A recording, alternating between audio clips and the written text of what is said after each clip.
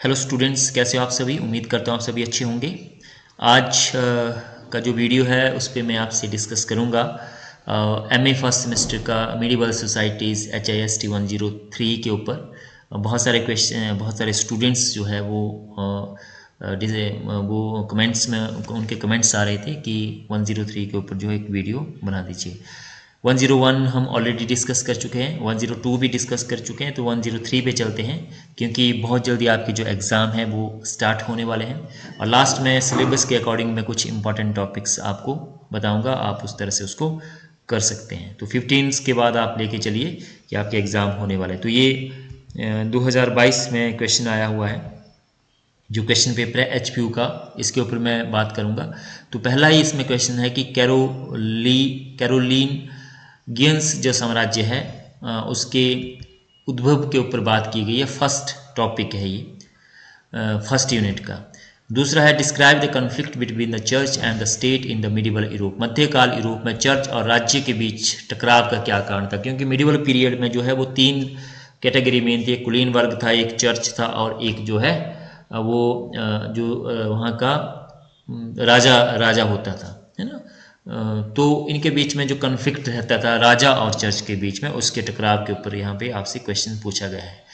Second unit की बात करें तो यहाँ पे अब इस्लाम का राइज हो जाता है। तो describe the political and economic condition of the Arab before the rise of Islam. इस्लाम के उद्भव से पहले अरबों की राजनीतिक आर्थिक परिस्थितियाँ किस तरह की थी, इसके ऊपर ये क्वेश्चन आया हुआ है। और ये जो पूरा का पूरा टॉपिक है आपका यूनिट V, वो पूरा का पूरा इस्लाम के राइज के ऊपर, प्रॉफेट मोहम्मद की जो टीचिंग्स है उसके ऊपर ये बेस्ड रहेगा। तो यहाँ पे पैगंबर मोहम्मद की शिक्षाओं का वर्णन कीजिए। तो ये आपका सेकेंड यूनिट है। इसमें अगर एक टॉपिक आप अच्छे से तैयार कर लेते तो आपका काम इसमें हो जाएगा। यूनिट थर्ड है ना, चार यूनिट है आपके और 4 ही सेक्शन इसमें पूछे गए हैं। तो यहाँ पे मध्यकालीन यूरोप में सामंतवाद पर जो है वो संक्षिप्त टिप्पणी लिखिए। तो यहाँ से आप अगर आप सामंतवाद को डिस्कस कर लेंगे तो आपको जो फोर्थ जो पेपर है 104, उसमें भी एक फ्यूडलिज्म का पूरा एक यूनिट है। तो यहाँ से आपका वो भी क्वेश्चन जो है वो तैयार हो जाएगा। फिर इसके बाद क्वेश्चन है आपका कि नाइट के बारे में आप क्या जानते हैं। नाइट की पदवी और उसके कर्तव्यों का वर्णन कीजिए, है ना। तो these are the category of the feudals. Feudals की जो कैटेगरी थी अलग अलग, नाइट से फीफ थे, है ना। तो उसके बारे में यहाँ पे नाइट के बारे में उसकी क्या ड्यूटीज थी। जैसे भारत में सामंत थे तो उनकी क्या ड्यूटी रहती थी राजा के प्रति, उसी टाइप का ये क्वेश्चन रहेगा। फिर नेक्स्ट जो यूनिट D है उसमें मध्यकालीन यूरोप में नगरों के उत्थान व विकास पर चर्चा कीजिए कि नगरों का उत्थान किस तरह से हुआ मध्यकाल यूरोप में। और 8th क्वेश्चन है मध्यकाल यूरोप में कारीगरों व व्यापारियों के कार्यों की व्याख्या कीजिए। जो कारीगर थे, वहाँ के जो आर्टिशियंस थे, मर्चेंट्स थे, उनके क्या क्या काम वो करते थे, सोसाइटी के लिए उनका क्या कंट्रीब्यूशंस था, इसके बारे में यहाँ पे है।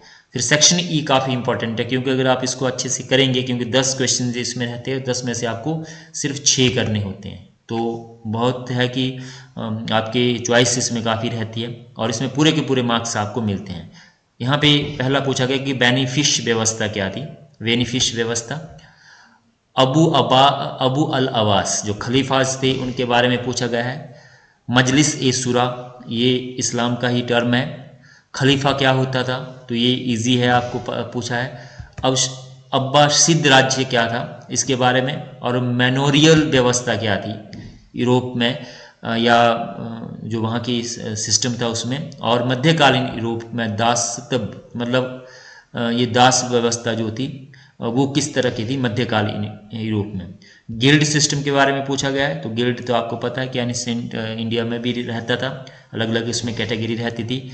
हेनरी चतुर्थ के बारे में पूछा गया और वाइजेंटाइन एम्पायर के बारे में यहाँ पे पूछा गया। तो ये आपके एक एक मतलब 6 क्वेश्चंस आपको करने, 4 नंबर का एक है, और 24 मार्क्स आपके यहाँ से सीधे के सीधे बन जाएंगे। आपको ज़्यादा इसमें डिटेल में लिखने की ज़रूरत नहीं है।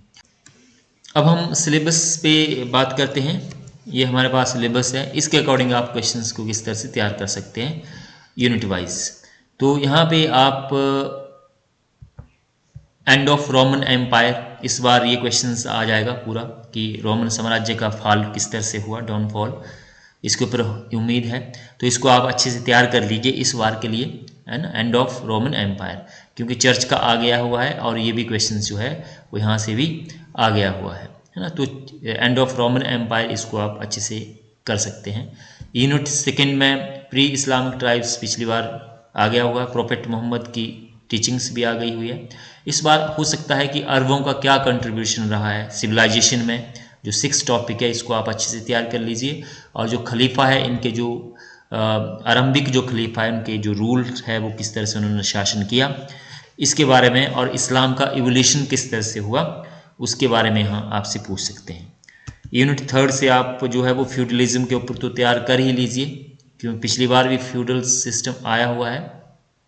और manorial system, the rise and fall of the manorial system, इसके बारे में आपसे जो है वो पूछा जा सकता है। और ये बेजल्स है, फीफ है या लॉर्ड है या नाइट है, ये तो शॉर्ट क्वेश्चंस आपको रहेंगे ही रहेंगे। और state, society and religion in the late medieval China, China का आप इस वक्त इसमें तैयार कर सकते हैं कि लेट मिडिवल चाइना में धर्म किस तरह का था, समाज किस तरह का था। यूनिट 4 से आप population and agriculture in medieval period, population in Europe, volume and nature of agriculture productions, वहाँ पे कृषि की व्यवस्था किस तरह की थी मध्यकालीन यूरोप के अंदर, उसके बारे में आप इस बार तैयार कर सकते हैं। और ट्रेड और कॉमर्स का, ओशियंस ट्रेड हो चाहे मैरीटाइम्स ट्रेड हो, और यूरोपियंस का जो है Europeans in the Indian oceans, pattern and route of trade, इसके बारे में आप इस बार कर सकते हैं। ट्रेड के बारे में आपसे पूछ सकते हैं क्योंकि पिछली बार नहीं पूछा हुआ है। फ्यूडलिज्म का आ गया हुआ है लेकिन फिर भी आप इसको जो है वो तैयार कर सकते हैं। तो इस तरह से आप एक एक यूनिट में से एक एक टॉपिक जो है वो अच्छे से तैयार कर लीजिए और एक टॉपिक को थोड़ा आप ऐसे पढ़ लीजिए, तो यहाँ से आपका काम जो है वो हो जाएगा। और जो प्रीवियस ईयर के क्वेश्चन है उससे आपको एक आइडिया जो है वो मिल जाएगा कि किस तरह से आपने तैयारी करनी है। तो आई होप इससे आपको हेल्प मिली होगी। थैंक यू वेरी मच, धन्यवाद।